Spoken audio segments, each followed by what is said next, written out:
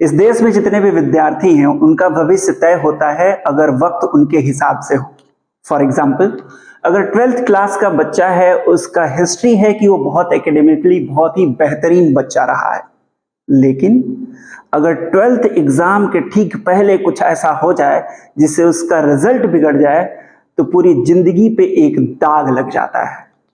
इस दाग को धोने के लिए एनसीईआरटी के पास एक ऐसा बेहतरीन प्लान प्रपोज किया गया है, एनसीईआरटी के द्वारा ऐसा प्लान प्रपोज किया गया है जिसको पढ़ के मैं इतना एक्साइटेड हूं और आपको बताना चाहता हूं कि वो बच्चे के जीवन को बदलने, सुधारने और ये मौका प्रस्त जिंदगी से बचा के एक सही दिशा में अलाइन करने के लिए बेहद जरूरी था, होना चाहिए था, बट अब हो जाएगा। तो एनसीईआरटी ने ऐसा क्या किया है जिससे बच्चों की जिंदगी तुक्के से निकल के एक अच्छे ट्रैक पे आने वाली है। तो हुआ कुछ ऐसा है कि एनसीईआरटी ने डिसाइड किया है कि अब जैसा कि हमारे टाइम से भी, हमारे फादर के भी टाइम से बस ये होता था कि हमारे फादर के टाइम से 10th क्लास का board exam 9th and 10th class के सिलेबस से होता था, रिटन एग्जाम होता था, उसका एक सर्टिफिकेट मिलता था। 12th बोर्ड का एग्जाम भी ऐसा ही होता था जिसमें 11th एंड 12th क्लास के करिकुलम पूछे जाते थे।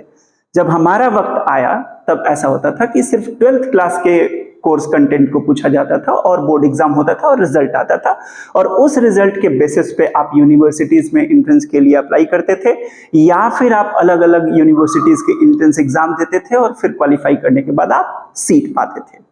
अब बहुत बड़ा बदलाव है। मैंने आपको पहले भी बताया था कि बच्चों की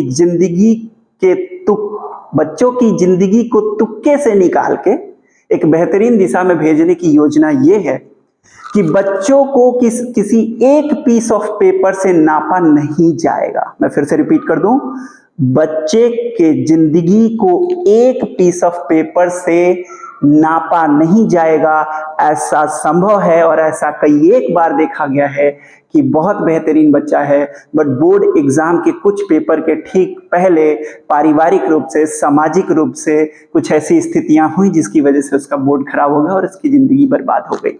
अब ऐसा नहीं होगा। तो ना हो इसके लिए क्या किया गया है?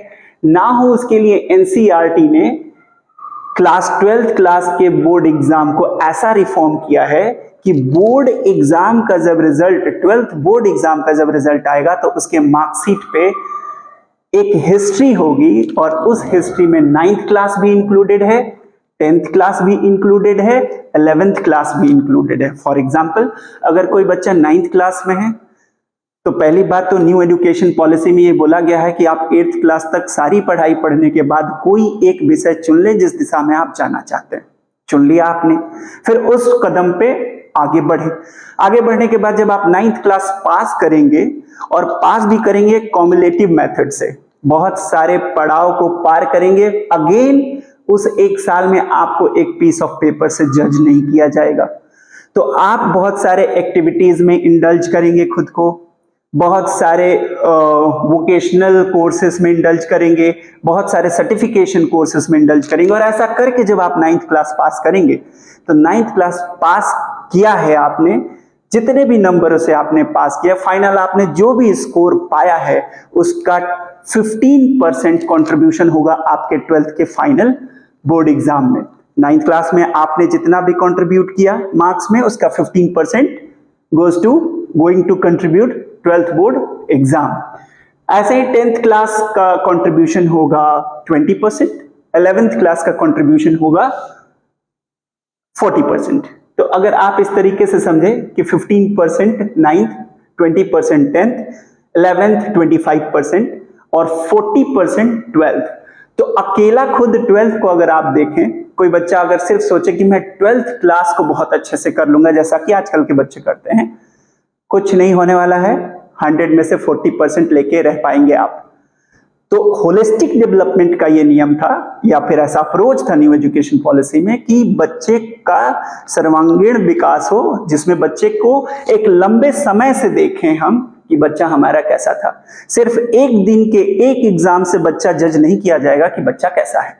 तो उसकी हिस्ट्री 4 साल की होगी। 9th class, 10th class, 11th class, 12th class. 9th class 15%, 10th class 20%, 11th class 25%, and again 12th class only 40%, and the sum is 100%. So इसको कैसे किया जाएगा? तो मैंने जैसा बोला कि कुछ वर्ड्स इन्होंने यूज किए, जैसे कॉम्युलेटिव असेसमेंट करेंगे। कॉम्युलेटिव मीन्स कंप्लीटनेस, होलनेस, और उसको करने के बड़े सारे तरीके। अब इस 9th क्लास की जर्नी को, 10th क्लास की जर्नी को, 11th क्लास की जर्नी को कंप्लीट करने के भी अलग अलग स्टाइल बनाए गए हैं। अब वो स्टाइल क्या है? अगर कोई बच्चा 9th क्लास को पास करना चाहता है तो उसे क्रेडिट स्कोर को पाना होगा। क्रेडिट स्कोर क्या है? क्रेडिट स्कोर ऐसा है कि अगर आप 9th क्लास को पास करना चाहते हैं तो 9th क्लास को पास करने के लिए आपको, अगर टोटल क्रेडिट 9th क्लास का 40 है तो उसमें से 32 क्रेडिट्स आपको लेने होंगे। अब ये क्रेडिट सिस्टम क्या है? जो बच्चे ग्रेजुएट हैं वो इस बात को बखूबी जानते होंगे क्रेडिट क्या है। जैसे हम लोग इंजीनियरिंग बैकग्राउंड से, तो हमें पता होता है कि जब हम लोग फाइनल ईयर प्रोजेक्ट करते थे, प्रोजेक्ट का सिनॉप्सिस सबमिट हो जाता था और सक्सेसफुली हमारा डिलीवरी हो जाता था, प्रोजेक्ट आउटपुट सिंड हो जाता था, तो हमें 16 क्रेडिट मिल जाता था। अगर हमें कोई इंजीनियरिंग का पूरा कोर्स करना होता था तो 200 क्रेडिट्स हमारे टाइम में था कि आपको 200 क्रेडिट्स कंप्लीट करने हैं। तो इसी तरीके से न्यू एजुकेशन पॉलिसी में जो एनसीईआरटी टीम ने परख के माध्यम से, ये नाम पे हम आएंगे कि परख क्या है, बट परख ने प्रपोज किया है मिनिस्ट्री ऑफ एजुकेशन को कि आप ये सब रिफॉर्म करें, और वो प्रपोजल जुलाई 2024 में हो चुका है, अब बस फाइनल होने वाला है। तो मैं आपको ये कह रहा था कि अगर कोई बच्चा 9th क्लास में है तो 40 क्रेडिट में से उसे 32 क्रेडिट्स लाने होंगे। अगर वो 10th क्लास में है तो भी उसे 40 में से 32 क्रेडिट्स मिनिमम अर्न करने होंगे। अब ये क्रेडिट क्या है? क्रेडिट ऐसा है कि कोई बच्चा है किसी ऑनलाइन कोर्सेज में इंडल्ज है तो ऐसा सेक्शन बनाया गया है कि हार्डकोर सब्जेक्ट से वो कितने क्रेडिट पा सकता है, ऑनलाइन कोई प्रोजेक्ट करके कितना पा सकता है, कितना क्रेडिट पा सकता है, सोसाइटी के वेलफेयर में सोसाइटी कम्युनिटी से जुड़ के कुछ ऐसा डिफरेंट सा सोसाइटी के बीच करके भी क्रेडिट पा सकता है। वो सिर्फ स्कूल का मोहताज नहीं होने वाला है, क्योंकि ये जो वर्ड है होलिस्टिक डेवलपमेंट, होलिस्टिक, कोई अगर टीचर, मेरे जैसा टीचर या फिर कैसा भी टीचर खड़ा होकर पैनल के सामने भाषण दे कि मैं किसी बच्चे का होलिस्टिक डेवलपमेंट कर दूंगा, झूठ बोल रहा है। किसी बच्चे का होलिस्टिक डेवलपमेंट किसी सिंगल बॉडी से हो नहीं सकता।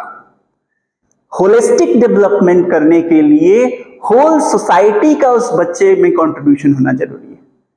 उसके पेरेंट्स का, उसके टीचर का, उसके सोसाइटी का, उसके जगह का, उसके ज्योग्राफी का, उसके हिस्ट्री का, तो इन सब का कंट्रीब्यूशन ही होलिस्टिक होता है।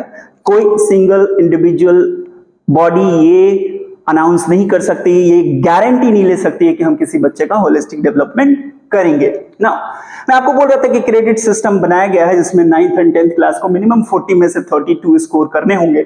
किसी 10th क्लास 11th क्लास के बच्चे को या 11th एंड 12th क्लास में 44 क्रेडिट से 4 क्रेडिट्स बढ़ गए हैं, उसमें उसे 36 क्रेडिट पाने होंगे ना।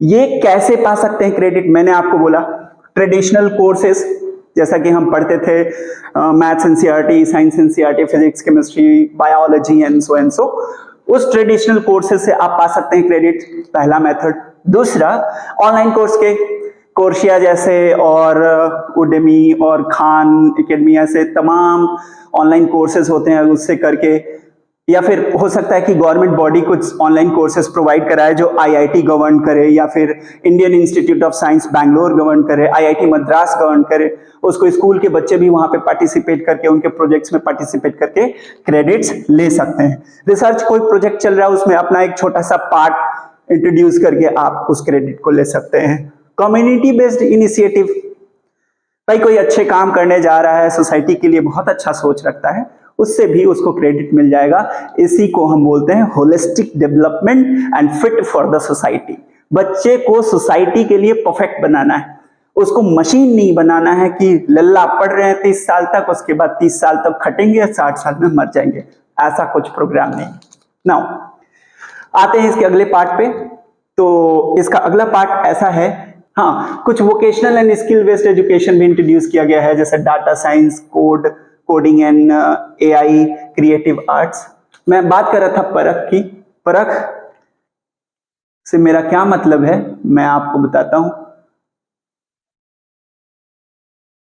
परख, परख का फुल फॉर्म है performance assessment, review and analysis of knowledge for holistic development. तो ये प्रपोजल, जितनी भी बातें हम लोगों ने अभी की, ये परख, परख इंटरेस्टिंग इसलिए है क्योंकि परख बोलने में जितने लेटर्स यूज हो रहे हैं, हर एक लेटर का एक सिग्निफिकेंट मीनिंग है। सिग्निफिकेंट मीनिंग कैसे है? P for performance, A for assessment, R for review, A for analysis, K for knowledge और H फॉर होलिस्टिक। और पूरा थीम लाइन होलिस्टिक डेवलपमेंट में था और परख ने प्रपोज कर दिया कि ऐसे चेंजेस किए जाएं, किसी बच्चे को एक पीस ऑफ पेपर से जज नहीं किया जाए। मैं पवन सिंह, कौशल्या क्लासेस से बहुत बहुत धन्यवाद मेरा वीडियो देखने के लिए। Thank you so much.